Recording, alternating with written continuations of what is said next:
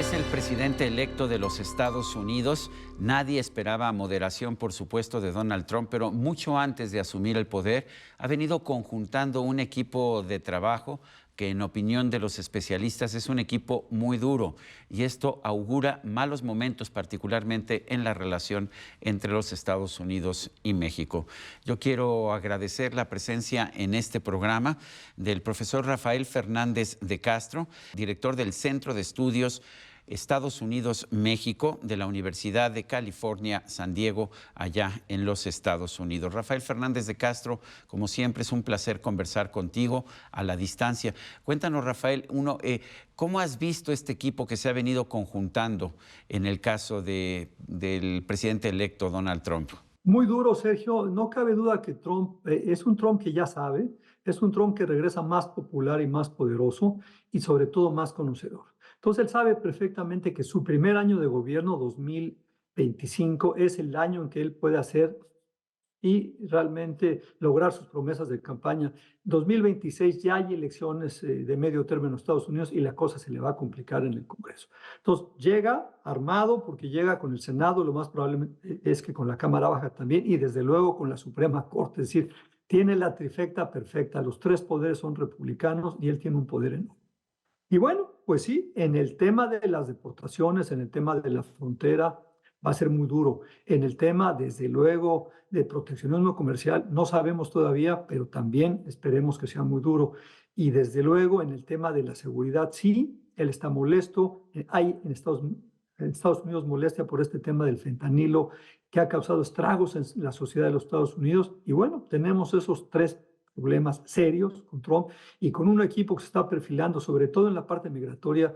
Bueno, pues digamos, el Dream Team, lo pondría en inglés, para Trump, pero es una pesadilla para México, para la frontera y para los migrantes. De hecho, el que parece que va a ser el nuevo zar de la frontera, si le han puesto, es el exdirector de ICE, de Inmigración y Customs Enforcement, y director de Inmigración y Aduanas, y la verdad es que tiene una reputación de ser el gran deportador, de que le gusta ser deportadores, y además fue el que forjó la política de separar a las familias que llegaban de manera ilegal a los Estados Unidos. Decía que esto, pues, que era normal, que también cuando se detenía algún estadounidense se le alejaba de su familia.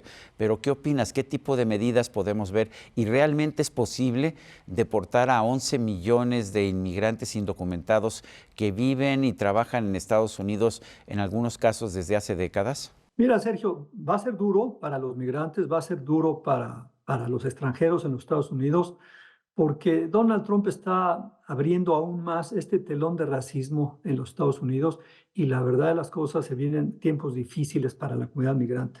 Efectivamente, Tom Homan es un gran policía de la migración. Él fue, digamos, nunca lo pudo confirmar, el Senado nunca lo aceptó como el director de este ICE, que le llaman, que es el brazo, digamos, deportador del Departamento de Seguridad Interna.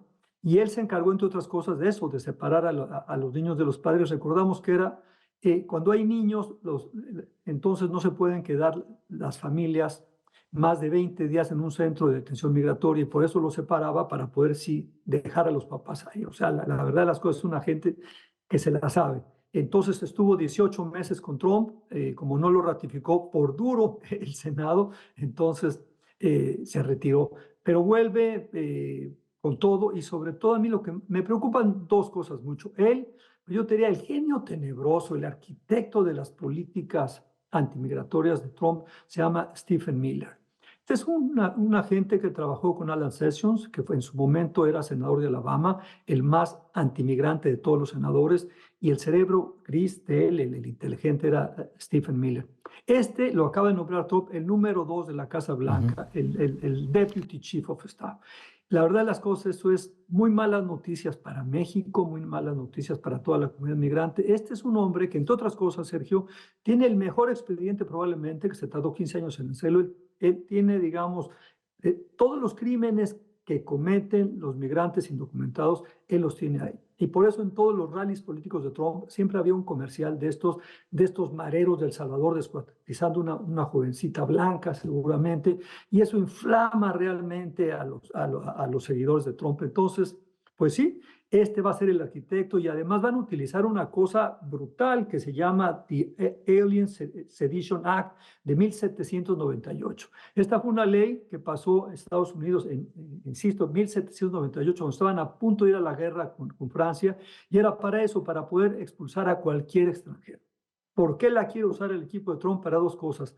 Para no tener que utilizar el debido proceso, es decir, para poderse saltar la ley, y segundo, para poder utilizar a los militares, para poder poner a los migrantes en instalaciones militares, porque si no, no caben en los centros de detención y de ahí expulsarlos. Ahora bien, si Trump va a poder expulsar a millones de personas, no lo sabemos, porque esos 11, 12 millones que están, Sergio, aquí documentadamente, están muy bien establecidos. Hay que entender que en Estados Unidos el público, el elector estaba feliz y era muy importante que Trump cerrara la frontera, porque hay que decirlo, fue un desastre durante Biden y Kamala Harris. Entró quien quiso por esta frontera. La verdad, las cosas eran una frontera abierta literalmente a la migración y hubo mucho abuso y ahora sí que el regreso de esto. Pero sí es preocupante esta acta, sí es preocupante estos personajes porque las cosas se pueden poner muy difíciles, porque hay un Estados Unidos muy dividido y esto lo va a dividir más, pero en todo caso hay que entender que el americano no le gustaba la frontera abierta, pero sí le gusta el migrante que ya está aquí.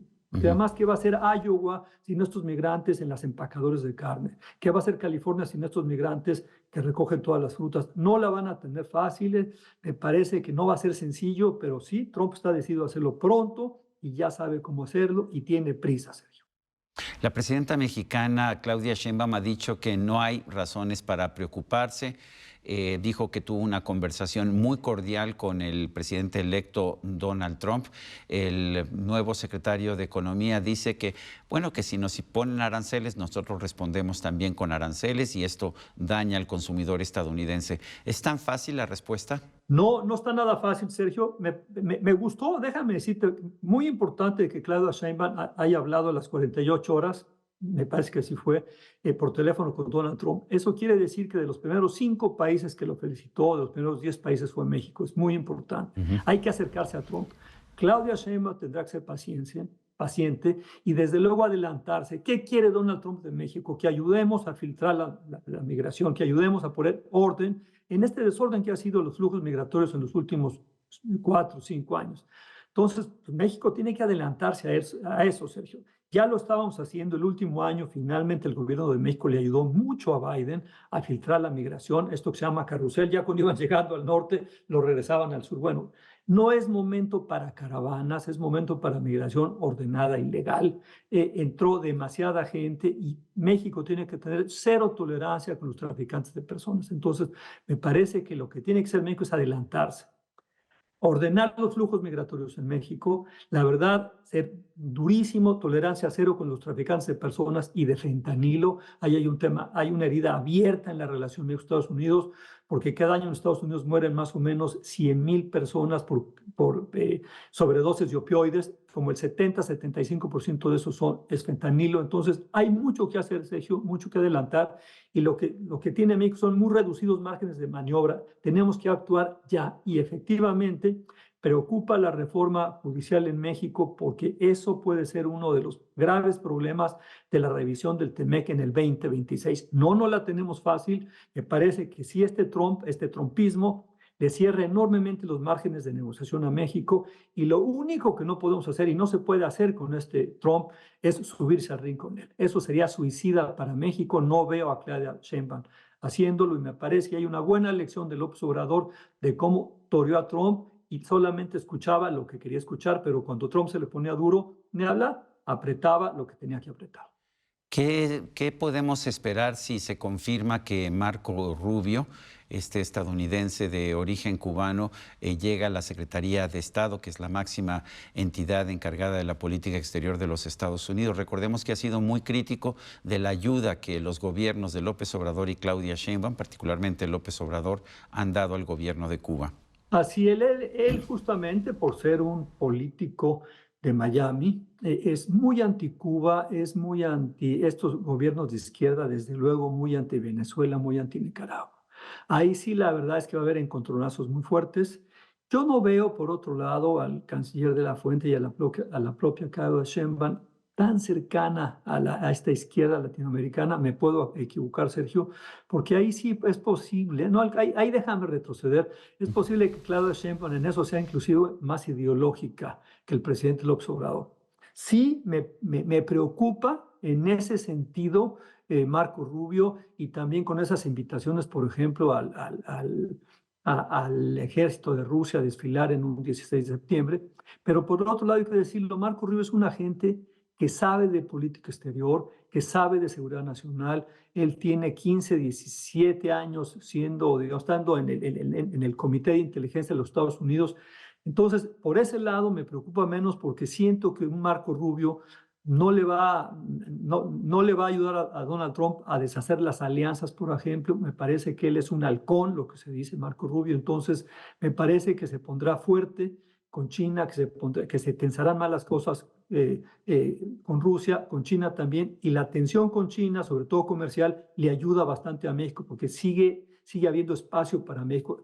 Lo que China, eso es muy importante tenerlo en cuenta, en los últimos 6 o 7 años, que ha habido más, 8 años ya, que ha habido tensiones comerciales desde Trump y ahora con Biden con China. China ha perdido 8% del mercado americano en sus exportaciones, y México es el que más ha ganado de eso. Pero para que México siga siendo el ganador, tenemos que tener y conservar el TEMEC. Eso es central, y ahí sí es donde me parece que Claudia Sheinbaum tiene que emular a Peña Nieto, es decir, todo puede hacer Donald Trump, pero que no nos toque el acuerdo de libre comercio. En su momento, Peña Nieto renegoció el Telecán y logramos el TEMEC, y será muy importante que en 2026 conservemos el TEMEC, porque es fundamental para ordenar la relación comercial de América del Norte. De hecho, el presidente electo Donald Trump en campaña dijo que iba a imponer aranceles a México del 25% si no cerraba la frontera a los migrantes y al fentanilo. Esto sería una violación del TEMEC, pero parece que es una provocación de esas que le gusta hacer a Donald Trump. ¿Cómo ves las perspectivas en la revisión del TEMEC en este 2026?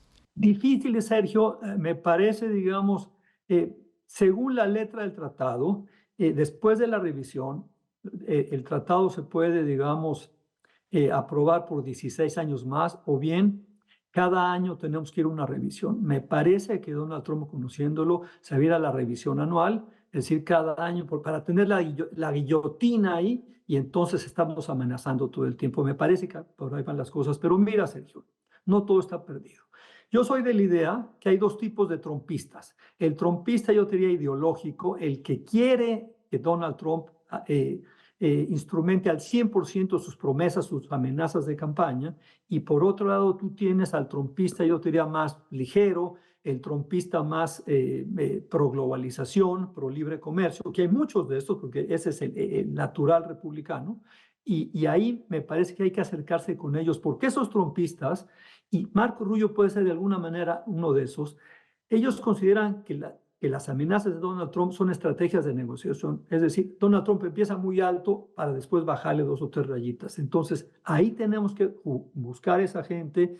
La elección, yo te diría, de Peña Nieto es muy importante. ¿Qué logró Peña Nieto? Bueno, su canciller Luis Videgaray tenía una comunicación esmerada con el yerno de Donald Trump, con Jared Kushner. Eso es lo que se llama una especie de back channel, o sea, un canal, digamos, por atrás para llegar al presidente Trump. Habría que buscar alguna persona para comunicarnos. Donald Trump no es una persona para personalizar la relación, pero qué bueno que empezaron Claudia Sheinbaum y él con el pie derecho, con una buena llamada, porque me parece que va a haber que hablar con Trump, explicarle lo que estamos haciendo, y insisto, Sergio, adelantarnos. Ya sabemos lo que quiere, vamos a adelantarnos, vamos a ordenar esta frontera, vamos a ver qué hacemos con la reforma judicial para que haya jueces, la verdad, que no haya problema en la parte laboral, porque ahí hay muchos problemas, si no puede haber problemas comerciales con Estados Unidos. Entonces, adelantemos y adelantemos. Gracias, Rafael Fernández de Castro, y a usted, amigo, que al vernos y escucharnos hace posible este programa. Se lo agradezco también. Esto es todo por hoy, pero no se lo olvide. Nos vemos la próxima.